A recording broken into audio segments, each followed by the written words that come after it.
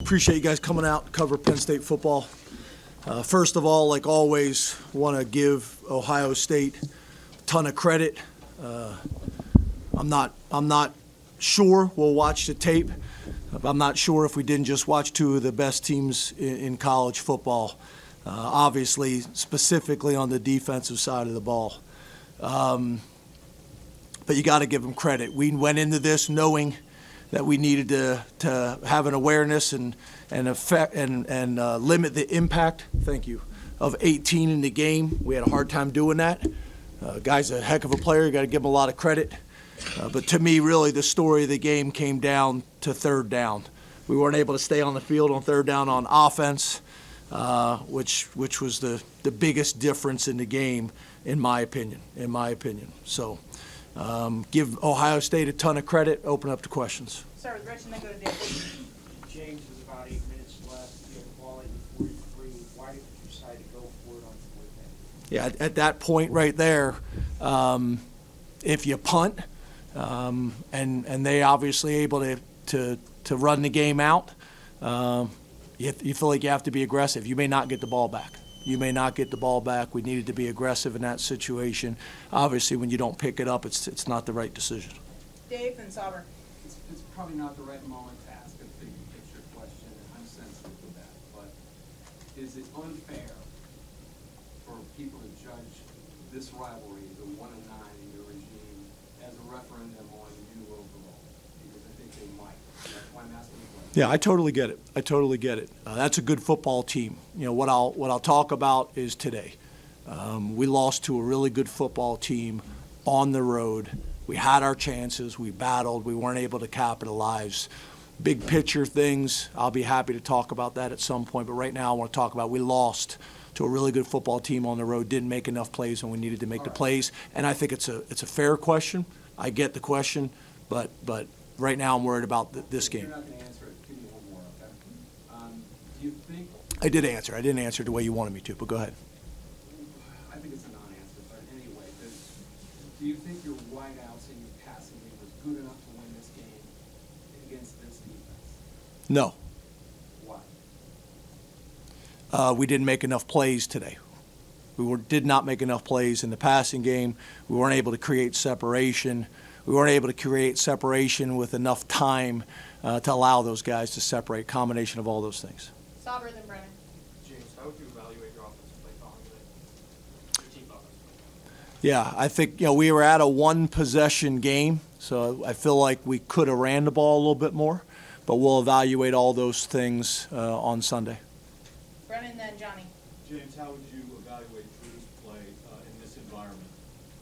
Yeah, I think all year long we've called the game and managed the game to put him in the best situation to be successful, and we weren't able to do that today for a number of reasons. But we'll look at it. We'll see what the run pass percentage is, especially when you take the 2-minute situations at the end of the game out of there, and see what those numbers look like and what the efficiency was.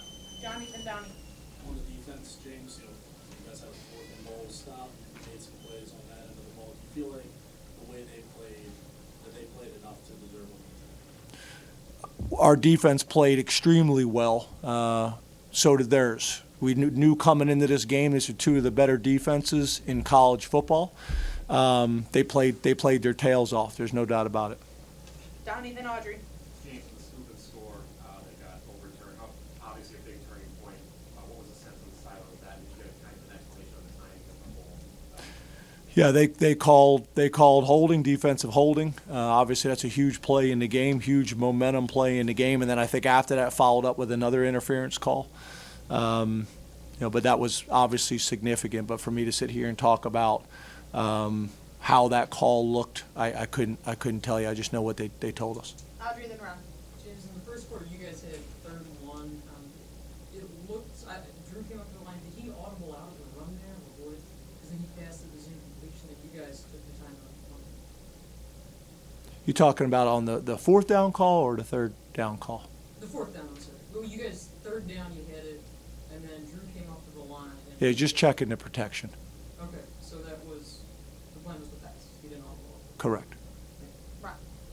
Coach Frankie, you guys talk about complementary football. So what do you guys need to do going forward to be able to capitalize on the great defensive plays and get back on the offense? Well, I think first of all, obviously, on third down, we got to be better. And we've done a pretty good job of that all year long. We did not do a good job of that today. They played some zero hole on us, and we got to be willing to throw it over their heads in those situations and take some shots and be aggressive. But you got to give them credit.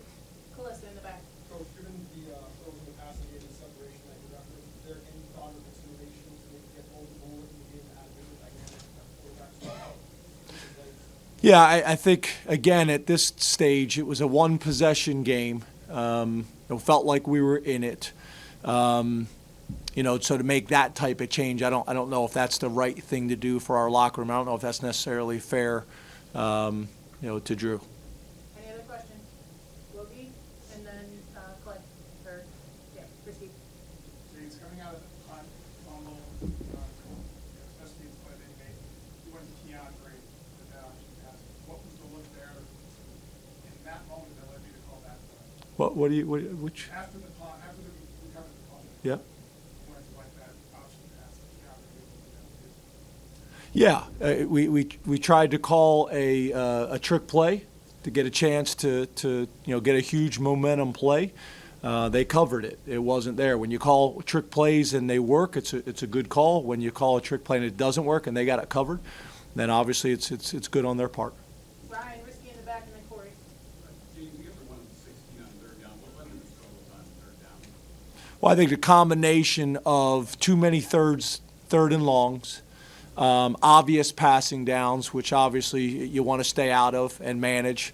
But even when we did have some short yardage situations, they were playing cover zero. We felt like coming into this game, this was one of the better short yardage defenses that we had seen on film.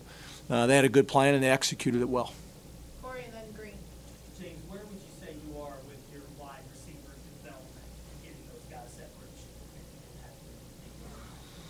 Yeah.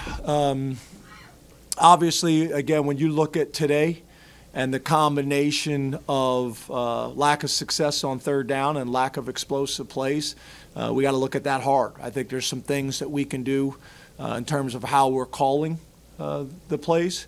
And I think there's some things that we need to do from a fundamental standpoint. There's no doubt about it. But Drew needs some guys to make some plays for him on a more consistent basis. There's no doubt about that. You can identify yourself. Jimmy Watkins putting back on, following up on that, you talked about 18 kind of player he is. Who do you guys look to be those guys who can make plays for you when you get to the Yeah, obviously Keandre is kind of our most veteran guy.